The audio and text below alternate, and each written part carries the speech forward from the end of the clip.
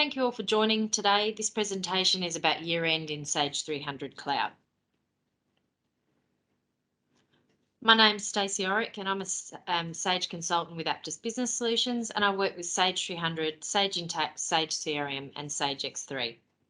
I've got over 25 years experience in Sage 300 year-ends, and if you have any difficulties and I'm not sure about it, then I can certainly always find out for you. Today I'm going to give you all the information you need to confidently plan and action your Sage 300 year-end. But firstly, there's a few administration things we just need to attend to. Because we've got a large number of attendees registered, I've currently disabled the mic. You can use the chat and we'll try and monitor that for any questions, but we will have a Q&A portion at the end of the webinar where I'll open the microphones up. Yes, I will be recording it. We do have recordings of the previous year's seminars, and they will also be available. Now, this information in this webinar is relevant for any year-end date, and it's not restricted to companies and financial year-ends of 30 June. So if you do a 31 December, the same information is going to apply. Another important note is that you should always discuss anything site-specific with your consultant to ensure that this is suitable for your company. The information I'm giving today is pretty general in nature. So if there's anything that you want to speak to us about, then let us just know. Okay, so let's begin. Sage 300 year-end makes processing, it's really simple. It's a date-sensitive accounting system designed to have multiple years of history, and it allows posting to multiple years. And this is controlled through the locking of fiscal periods. So let's start talking about what the year-end process actually does. Okay, so the year-end does a number of things. Firstly, it changes the current fiscal year to the next year and allows for posting in the general ledger to proceed. You can see what current year you're in by going to GL, Setup and Options and looking on the Posting tab. So only until that year has flipped over to the next one, that's only then will you be able to post into the new financial year. Okay. Secondly, in relation to the balance sheet accounts and retained earning accounts, it sets the system so the closing and opening balances for the prior and new year are the same, which you can see on this example in the screenshots here. Thirdly, in relation to the income and expense accounts, it creates and posts a batch of GL transactions to close these entries and resets all the income and expense accounts to ensure they have opening balances of 0 in the new financial year, which you can see in the example on the screen. Okay, this slide shows an example of how the journal will look in your system. So you can notice that journals created by the year-end function in Sage 300 have source codes of GL, CL, and this is reserved for the system to post these closing entries. So you won't be able to sort of select that source code and do an entry yourself. So now that we roughly know what the system's going to do when it goes through the year-end function, let's talk about some of the important questions that you might be asking yourself. So the first one should always be, when should I perform year-end? So we're heading into 30 June now, so it's a good time to sort of think about this in this month leading up to it. So over the years, many of my clients have waited until they've finalised absolutely all their entries prior to rolling the year end. So some of these clients won't roll their year ends till September or when the auditors have got back to them. And what this means though is that you can't post any general ledger batches into your system until you've run year end. So you lose all your ability to report out of your general ledger. So that's a bad thing. There's absolutely no reason for this delay, and we encourage you to perform your year end as soon as possible. There's no reason you cannot do it first thing Friday morning, 1st of July 2022. The only implication of doing your year end before all the entries are complete is that every entry dated pre 1st of July 2022 will create extra entries when posting, and can slightly slow down the posting in the system. So it's only a very minor disadvantage. These entries will also not be in the big, large batch that you'll see that gets created by year end. There'll be sort of little individual entries. So there's really no downside to doing it. So the reason I think people put it off is they think, well, what if I'm still entering adjustments, or what if I'm still trying to put something back into a prior fiscal year? So once a fiscal year or year end is closed, entries can still be posted back, assuming you have rights to open and close fiscal periods and years in the fiscal calendar. So you can do this at any time or in the future. And just on that note, some clients will actually have a large number of open fiscal periods going forward because they might be storing budgets. So they might have 7 fiscal years open just to store budgets. So it's important to keep them closed. So when you put an entry back into the system, when you do this, Sage just continues to close each entry off to the closing accounts and create additional postings. So a user doesn't really notice it's doing it, and it's pretty seamless. But if you have a look here, you'll see that on a journal that's been done so before, so if you run your year end now and you put a date prior to that year end date, the system's just going to create these little GLCL entries at the bottom of the journal. Okay, so it's pretty simple. Okay, the next lot of questions is sort of, can I post my year-end adjustments, the ones that I might have been waiting on from the auditors, or I might have a separate accounting company that gives me back some journals. Can I post my year-end adjustments into a separate period? And Sage 300 does support a number of periods, and a lot of users may not be familiar with what they are. So when you use that drop down or have a look on that list, and sort of might look familiar, that picture on the right hand side is fiscal period 13 is reserved for when you might be using a 4-week calendar. So none of my clients that I'm aware of have fiscal period 13, okay, because we're all running sort of calendar periods. Fiscal period 14 is the adjustment period, and that's the one that you could code entries to specifically keep them separate. And people will use that for just their adjusting entries. Now, fiscal period 15 is used by the system as part of that automatic close, and that's that CLS fiscal period 15. And on a lot of your standard reports, you're not going to see that data. So you would have to update some of your financial reporter reports or your Sage Intelligence reports to include those with special sort of functions. Now, some of the benefits of using fiscal period 14 is that you can flag those auditors' journals separately. So what that would mean is that you would be able to prepare a financial report that was an unaudited, because you could run it to fiscal period 12. But then if you did your journals into fiscal period 14, you could then run a set of reports that included fiscal period 14, and they were then your audited reports. So it just allows you to keep those transactions free, so that you can sort of account for any large adjustments, and it sort of preserves year-over-year comparability for that period. So it also, the other advantages using fiscal period 14 at this sort of time of year is that you can lock everything else. If you've said, no, that's it, we don't want anyone putting anything in, you lock everything and make sure that people have to put their adjustments in fiscal period 14. So it stops you sort of working accidentally in the wrong fiscal periods. And sort of please note that those extra fiscal periods are really only available in the general ledger, and it's not for use in the subledgers.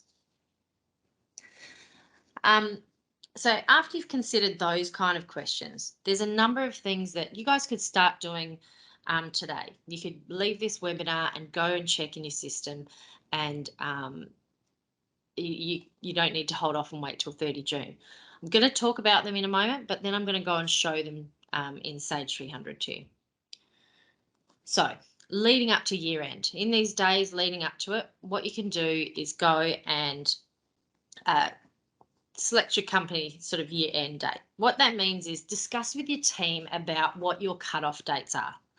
When are you going to indicate to your accounts payable department that anything that comes in after 7th of July, it's no longer going to be processed in the old fiscal period, that you would then date that into the new year. So talk about your cutoffs. And then also talk about what date you're actually going to run this year end. Okay, so let them know that, don't be surprised. If you haven't run year end and it's 1st of July and you try and post something in your GL, it's going to throw an error batch. Okay, so it's good to keep everyone in the loop, because we do get a lot of queries around year end about going, why am I getting error batches? Why can't I post anything into the GL? And these are all simple things that you can do by just communicating to your staff that it's actually not an error. Okay, the next thing that you can go off and do is just create the new fiscal calendar. Okay, on the first day of a new year, you might not be ready to close your general ledger, but you're going to certainly want to be able to continue processing new transactions in your submodules. Oops. For example, you want to continue raising your sales invoices in accounts receivable and in order entry, and you might want to be still entering your accounts payable. And to do that, you're going to have to create that fiscal calendar. So in common services, and I'll show you how to do that in the webinar, and I would definitely recommend going and doing this straight away. However, the big takeaway for that is if you go and create that fiscal calendar, just lock it. Otherwise, people tend to get the dates wrong around sort of this transition period. So make sure that you lock that new fiscal period, and I'll talk about that and show you how to do that. Also, we're going to go into the system and have a look about the number of years of history. Okay, if it's your job to click this button later on down the track, run year end, the system's going to come up and say to you, I'm going to clear history. Now, depending on what you've got set and what version of Sage that you're running, for example, the premium edition of Sage 300 allows for 99 years of history, and some of the other versions only allow for 7. Now, if you haven't heard me talk about the move from perpetual to subscription, some of our users were able to take advantage of that offer to get a free upgrade to the premium version. So your data may be saying you've only got 7, but you could go into this setting and change it to 99 now. If you've taken advantage of that offer, you'll now be able to have sort of 99 years of history. So depending on, yes, you might have that module, but if you've never set the option in the general ledger to do it correctly, it'll start to clear. So when that big warning message comes up and says, I'm about to clear history, if you don't know what this setting was, then don't proceed. Go and check what number of years of history, because once you clear this, and we'll talk about backups in a moment, that data will be gone. Okay. If you're about to lose history, so say, for example, yours says 7 and you've been using your Sage for that period of time, don't just continue forward. Stop and have a chat with us. What we usually like to do is we can archive off that database for you. But if you proceed through with year end and click clear history, it's going to clear it. Whereas if we archive off that company first, you'll have it on your start list and it might say, this is my ABC data prior to 30 June 2022, but at least you'll still have it available. Whereas if you run that clear, it is definitely going to be gone. Okay. We're also going to, whoops, I think I've gone forward one too many. Check the retained earnings account.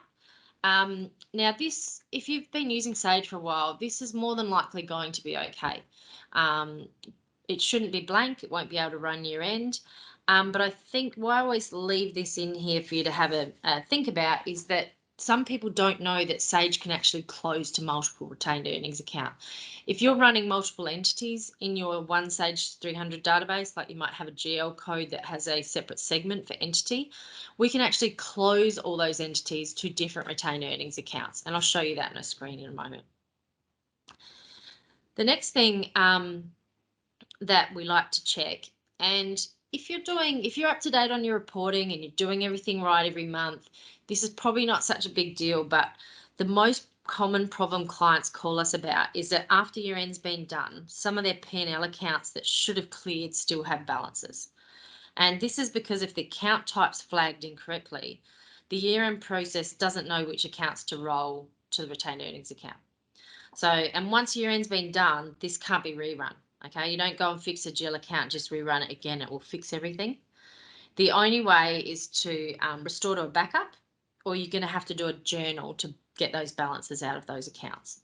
So to avoid this, and I'll show you how to do this in a moment, export the chart of accounts and check all the accounts are flagged correctly as balance sheet or income. Okay. Another thing in the lead up to year end to think about is that a lot of you have your systems turned on to automatically post into the general ledger. You've raised an accounts payable batch, you've raised an accounts receivable batch, it's automatically posting in the GL. If your GL batches aren't posting and you want them to, and you don't know that that feature exists, then let us know and we can let you know how to do that. But as I mentioned, if you're not in the year that you are posting those journals to, you're going to get an error batch every time you try and automatically post. So if you haven't run year end yet, every batch you do in AP or every batch you do in AR, when it gets to GL, it's going to throw an error. And that's alarming for users. It's no big deal. Once the fiscal year's been opened, you'll be able to go back and post them. But people don't like seeing the word error. So to minimize these error batches, around this time of year, we usually turn off that, or a week leading in, turn off that auto posting. Okay. And it's also sort of a good tip to start to talk to your users in that planning stage, when you're talking about when you're going to do year end and everything, is to talk about batching things up. If I was doing some accounts payable invoices and they were ones, in the prior year, I'd put them in a separate batch because I know they're going to post. If they're new ones, I'll still process them, but I'll have them in a separate batch because I know, hey, I'm not going to post that yet because I know it's not going to hit the GL. Okay. So it's just something to sort of consider. The other thing, just so that you're not alarmed, forewarned, is forearmed, is if you've got any journals that are set to auto reverse in period 1 of fiscal year 2022, then these batches are just going to create an error batch. Okay, they can't post until that new fiscal year's been done. It's just not possible. So don't be alarmed by those. There's not too much you can do about them, but you might get a few error batches sort of thrown in. Okay. I also find this time of year, it's so, so important to talk to your IT about backups, okay? Do you know when your backup's happening? Do you know how old a data you could get back if you need it? Is there any requirements that they want you to do a backup that you keep separately? You might need to request that with your IT because there's probably a sequence of backups that will get backed up back over the top of each other, say after 3 or 4 days. So, look, it may not be something that's really that's bad in your process. It's just that if you don't understand your process, this is a great time to sit down, have the chat, find out from IT and work out what you need to do. If you've never done an integrity check inside of Sage 300, just remembering that if you're restoring to something that you don't know the integrity of, you could just be restoring invalid sort of data. So you need to think about how quickly you could get data back if you needed. We can teach you how to do a special backup yourself, which is called a Sage database dump. If you've never heard that term or you're not sure what that is, then let me know. You can shoot me an email and I can let you know how to do those. Because often needing a backup from IT means that you have to put in a request. So, but let us know if any of those terms, integrity check, backups, database dump, aren't familiar to you, then shoot me an email and I can make sure that we clear that up with you. The other thing that a lot of clients ask around this time of year is, should I clean up my data? Is it necessary? Those kind of things. We used to do a lot of clearing of data, but it's really not that necessary anymore. You don't have to sort of clear it for speed or sort of resourcing issues. If you have been using Sage 300 for a long period of time and you are noticing some screens are starting to take a long time to open, or that your inquiries or queries, then there would be benefits from clearing history. It doesn't need to be done at year end. It can be done at any time. So we can plan this and archive off the data set and do things with you. But I guess the main thing that I sort of want to say is that the biggest area that will benefit from clearing some history is your bank reconciliation screens. Okay, so if you're finding that you're going into those and they're taking a really long time to load, then it would be worth talking to us about how you can clear that. It's always a great time to review your month-end procedure. If you're doing your month-end procedures well, then year-end's easy. Okay, it's really just another month-end. But if you're not doing your month-ends regularly and you're not reconciling things regularly, year-end can be quite stressful. So when I talk about your month-end procedures, because of the date sensitivity, there's not too much that you need to do, but I'm talking about simple things like, does your AP age trial balance to your general ledger debtors control account? Does your AP accounts payable report balance to your trade creditors account? Is your bank rec in line with the bank account? So does your tax tracking, your GST receivable and payable accounts, are they cleared regularly? And, is your stock on hand reconciled? Okay, so those kind of things, if you're doing those regularly, again, if you're not sure how to do those, then let us know. Okay, so they're those steps leading up to year end. Now, I do have a Word document that I can sort of send out to you with all the steps to and how to get to all of those areas. And again, I'm going to show them to you in a moment in demo. So the last steps before running year end, some clients really like to print out a heap of reports. They might want to do the trial balance, P&L, those kind of things, and just file them away. But before you run year end, you'd want to run day end and you'd want to post all your batches. You sort of want to get everything cleaned up and posted as much as possible, because then that sort of just minimizes those closing batches that are going to be generated. Okay. Again, doesn't matter if you've missed something, you can always go back and enter it later. Just got to make sure that the fiscal period's open. Okay.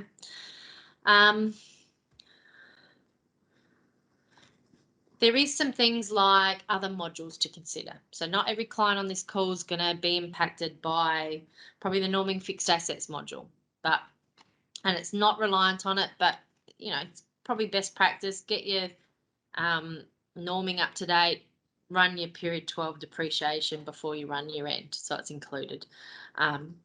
Cash book used to have a year end function, but it doesn't need to now. And let us know if there's any other modules and you're not sure how they're impacted by the year end.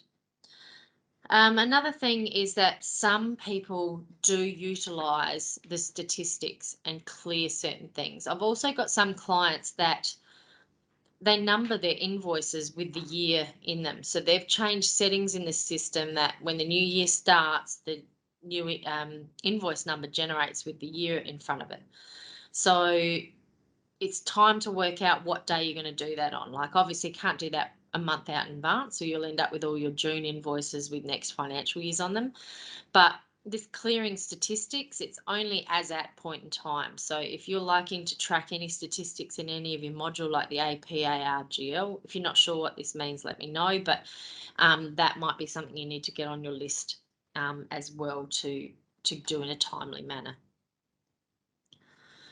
I feel like I've talked about this already, but you can never do too many backups. Just in case something goes wrong in the rollover process, you can just go back. Okay. What you're going to imagine is when we do the rollover, and I'll show you the button that we click in a minute, is it's going to spin through all your GL accounts. So if you've got huge amounts of GL accounts, this could take a long period of time. So if something fell over in that process, then it's always good to have the backup. The reason I sort of said earlier on that you need to talk to your user about when you're going to do it, you won't be able to run the GL year end until all users are out the system. You'll get a message about it. It says can't run, someone's in the system. So that's why it's important to do that timing. Okay. So now what I'm just going to do is, it might be a little bit repetitive, but I'm going to go back through those things and just show you where they are in Sage. Okay. So hopefully you're looking at my Sage 300 screen. And what we're going to do is I'm just going to go show you. This is the step that I said you could walk away and go and do in your systems now. So you're going to go Common Services and Fiscal Calendar. When you log into here, you can see that I've got my, just sort of ignore these are US dates. But if I wanted to create the 2023 fiscal year, I'm just going to hit my little plus sign and you can see that it flicked and it created all the new months. I'm going to save that just so that it's there, and you can lock all. I don't know if anyone's noticed that this is the newer, it's Sage 2021, so it's one version below, but I can lock quickly all of my fiscal periods. So I could have left some of it open, but you would have one user in your organisation who should have access to this area and who sort of controls this. Not every user should be able to access this area. Okay, so this is where I was also talking about that I could continue to click and I could have 7. If I wanted to store budgets in the system, I just open up new fiscal calendars and I just make sure they're locked for processing. Okay, so that's one step that you could do straight away. By opening up this fiscal calendar, what it means is that people will be able to do data entry into accounts payable, accounts receivable, order entry, purchase orders, those modules on Friday the 1st of July. Okay, without sort of annoying you. So that's the first thing to sort of check. That next, under General Ledger, Setup and Options. This is where I was talking about, this tells me what current fiscal year my data is sitting in. And then it also is where I check the number of years of fiscal sets. So this is a bit that I was saying was it's very important to you know, if you're not sure if your system can do 7 or 99, just sort of come in here and can you type 99? The system will tell you if you can't. But make sure it's sort of set as high as possible. Okay. There's also a flag here, allow posting to previous years. So if you flat out don't want anyone to be able to do it, even if they've got you, that could be turned off. And I'll talk about provisional posting in a minute. The next thing we talked about was making sure your GL accounts were all correct. So under General Ledger, I can go to GL accounts and accounts.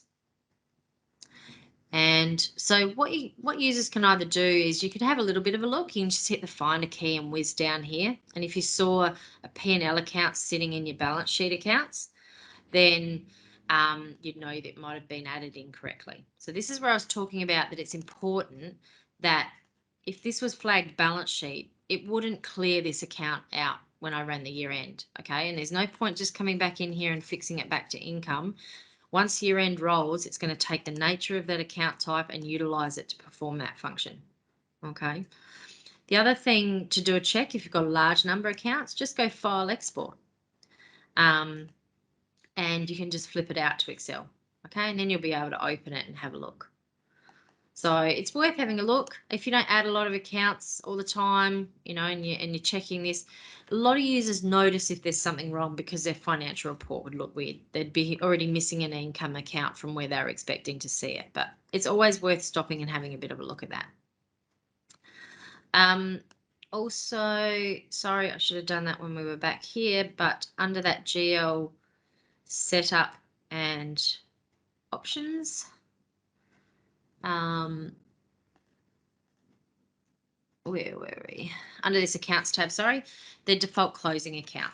So this is where the system's been told to close to this specific retained earnings account. Okay, that's the one that's the other side of that GL batch that's getting created when it closes out. If you've got multiple segments in your chart, if you can see here that this chart of accounts has got a division. I could actually say that when you run year end, close all accounts with the division 100 to a different retained earnings account. So there's a little bit of setup there, but it's just something that some users don't necessarily know. Now, the other bit was that when I talked about how to turn off auto posting. Okay, so say for example, my accounts payable auto post journals to general ledger. I can go to now under every sub module, it's under setup, and then there'll be an icon called GL integration. Now, GL integration is a great spot to check for what's being posted down to your general ledger. So you may or may not be familiar with this screen, but it's telling the system if I do an AP invoice, what do I pass down to the fields in the GL? So if you're ever noticing that's not quite right what you'd like, this is the area that you would change it in. It only changes from that point forward, but it's definitely worth having a look at. But this is what I was talking about is your system, has it been told to create and post a new batch or create a new batch in the GL or add to an existing? So if you've got the auto posting on, you've probably got this creating it in this setup options area. At this, in a week out from year end, you might want to go and just change that to create a new batch, because then you won't get the errors in the general ledger that we talked about. Worst case scenario, if you didn't do it, you're just going to get an error batch and someone will be able to go and post those all later. Okay, so now I've checked all those things. What I sort of said was make sure you run day end. Okay, so I would probably go in here and do my day end process, and that'll just sort of flick through. And then I always get users to check is everything's posted, and this is sort of part of my month end. Well, we'll ignore that, but I would go to my modules, something like, accounts payable, invoice batch list, and I turn that off because straight away it's going to, sorry. So if I come back to here, I've got to, I've turned that toggle off and I'm going to see just the batches that aren't posted. So straight away I've got a big batch of 33 entries that if I ran my year end now, it wouldn't include those entries. So I always do that as part of year end. I then also go to AR and I would turn that off, and I've got quite a few there. So out of habit, always just go and check if your batches are posted or not. Now, once you've done all of those steps and you've had a bit of a look at, was there anything to do with your fixed assets? Basically, come whatever day that you decide, and it might be that Friday morning of the 1st of July, the year-end process has to be run. And that's all we've done is talk about all sorts of things for prep, but the year-end is really, really simple, okay? It lives under General Ledger, GL Periodic Processing, and it's a button called Create New Year. And this is all that's really involved in year-end, okay? You click on that button, and this is what I was talking about. It comes up and it says it's going to process transactions into the year 2022, but it's going to delete all those entries I processed back in 1923. Now, I have been doing Sage for a while, but I can pretty much guarantee I didn't do any entries back then, but it's warning me. That's the one that's saying if you've got your 7 or your 99 years, that's where you need to be careful, okay? Then I'm going to just hit the process button, and that's it. It's going off. It's getting all the entries, and it's gone through. This is sample data. It's very small. There's probably not much being put through it, but yours could take a bit longer than that. Okay. So if I just go and have a look at my general ledger,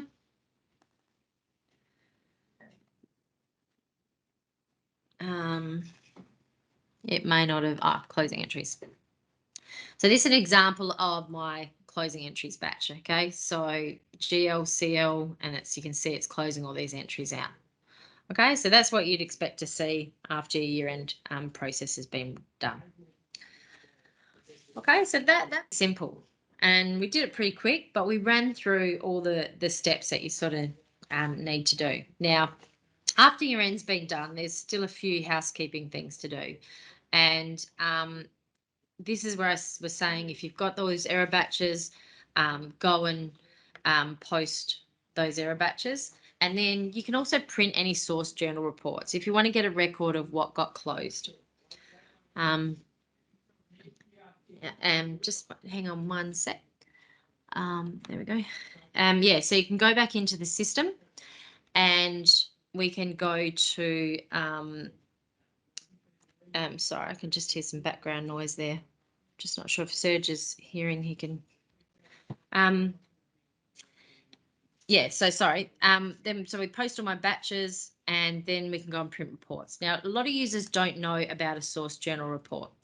And what I've done is you can go into GL setup and I've created one called year-end closing. Okay. Now, what this means, this source journal report grabs, and users use these for a lot of things. They might be tracking a certain thing in the system, and it gives them a way to track certain transaction types. If you're looking for all your APINs or all your APCRs, but this one, I just want to run a report that's got all my GLCLs. Okay, so I've set up my source journal profile, and then I can go to GL reports and I can go to source journal. Now, this is the only report in Sage 300's GL as standard that allows me to choose a date range too. But by running this source journal report, what the system's going to do is grab everything with the GLCL for all accounts, and I'll just print, we'll see if there's anything in there. There might not be any yep, that year. I might just quickly change the year.